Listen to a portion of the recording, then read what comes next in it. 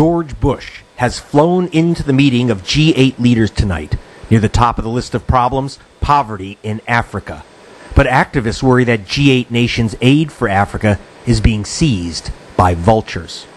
In February, Newsnight exposed the activity of vulture funds. These vultures figured out how to get their hands on the money our governments give to help out Africa and put it in their own pockets. They do it by buying up old loans made to the poorest countries just before the loans are effectively written off. Then the vultures sue for 10 times what they pay for the loans. We tracked down one of them in Virginia, Michael Francis Sheehan, also known as Goldfinger. Goldfinger, he's the man with the Midas touch. I've been avoiding this question. Aren't you just profiteering off the good work of people who are trying to save lives by cutting the debt of these poor nations? No, there was a proposal for investment, but that's all I can talk about. Goldfinger paid just $3 million for some old Zambian debt, but eventually sued Zambia for $55 million. Worldwide, Goldfinger and fellow vultures are suing desperately poor people for more than $2 billion. Our expose sparked an international reaction. The next morning, the Newsnight report was rebroadcast in America. After watching our Newsnight piece, two very angry congressmen marched right into the White House and demanded the president do something. I was outraged, just simply outraged to hear this shocking broadcast. It infuriated me. It made me angry. It was just on my mind. I couldn't even hardly focus on what the president was saying. Congressman Donald Payne surprised the president with the issue. He was joined by one of the most powerful men in Congress, John Conyers. I brought this matter up to President Bush in the White House. I asked him about vulture funds and did he know that some of the poorest nations were being taken advantage of in this highly immoral, ruthless scheme. And he said he was interested in knowing more about these vulture funds operations, and he said we would get to work on it right away. That same day in Britain, a judge ruled that Sheehan and his associates were evasive and dishonest. Yet the judge had no choice but to order Zambia to pay Sheehan's firm its $15 million. And that upset some members of parliament. On March 1st, 85 of them demanded a change in the law to put Sheehan and other vultures out of business. Ministers faced repeated questions about why the government had not clamped down on vulture funds, and some MPs weren't happy with the answers. It is British law and British courts that vulture funds are hiding behind. What Gordon Brown needs to do is tackle our law, tackle our contract law, make it impossible for vulture funds to behave in this way.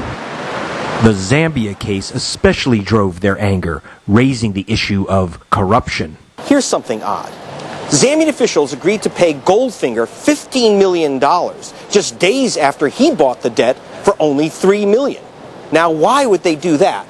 Well, according to an email disclosed in this courthouse, Goldfinger said the deal would be done because he was making a donation to the president's favorite charity. Now, could the president's favorite charity actually be the president himself?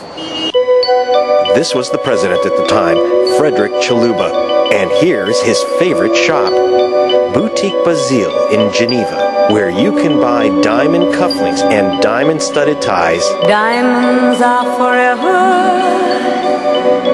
They are all I need to please me. Where he spent $1 million on 206 suits, 349 shirts, each monogrammed with his initials, and each shirt costing as much as an average Zambian earns in a year. And 72 pairs of shoes for the diminutive despot, all with extra high heels. On May 4th, a British court ruled that President Chaluba must pay back $46 million he looted from his nation's treasury. Lawyers began to wonder if Michael Sheehan might find himself on the other side of the legal process, too. His lawyers had admitted that any payments to President Chaluba's charity might in the end have been used in a corrupt manner. but he denied it was bribery.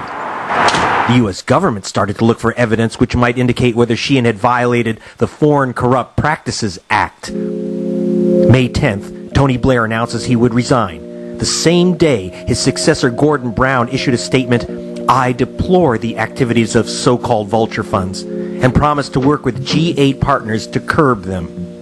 On May 19th, Brown again told fellow G8 finance ministers that vulture funds were nothing short of scandalous. May 22nd, the heat is on as the United States Congress holds its first ever hearings on the vultures. Here, Congressman Donald Payne is taking testimony from activists, including actor Danny Glover. These vulture funds swoop in and seize the now I drove out to New Jersey, into Congressman Payne's district, to find out what moved him to take on the vulture funds. I woke up this morning and got myself a gun. He told me that thinking about the vultures seizing money from the starving put an image in his head he couldn't shake. You know, it reminded me of that picture, you know, that Pulitzer Prize picture of the vulture following a child, was just waiting for the child to die. The photographer that took the picture actually committed suicide. It just conjured up people just taking blood out of a country's lifeline.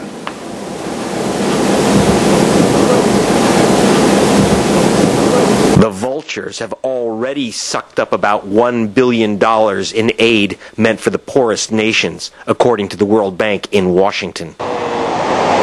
The money for debt relief comes from those buildings over there, the World Bank and the IMF, and from the U.S. and British taxpayer. But before it can get to the poor people of Zambia, it somehow ends up right in this building, the offices of Debt Advisory International and its principal, Mr. Sheehan. You remember Mr. Sheehan. Goldfinger. He'd rather not talk about his business. He's the man. He failed to show up when the U.S. Congress wanted to ask him about the bribery allegations, so we thought we'd bring the questions right to him. Hello?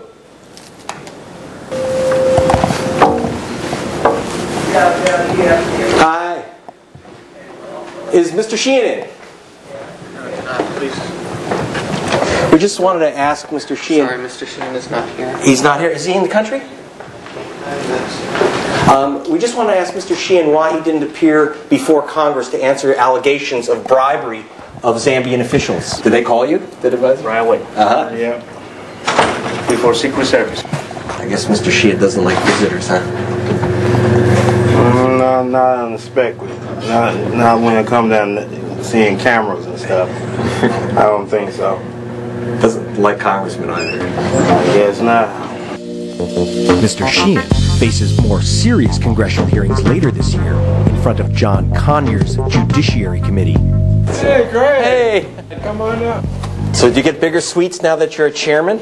Yes. In the meantime, Chairman Conyers is pointedly counting on President Bush to back action against the vultures at the G8 summit. I'm absolutely counting upon him to do the right thing. Back in Britain, MPs of all parties are counting on Gordon Brown to change the law. It's a legal loophole, really, and I think he can close that. That's what he should be doing. He should get to grips with what is clearly an exploitation of the current system and goes against the spirit of the G8. So, will the President and the incoming Prime Minister do the right thing or do nothing to protect Africa's poorest from the vultures?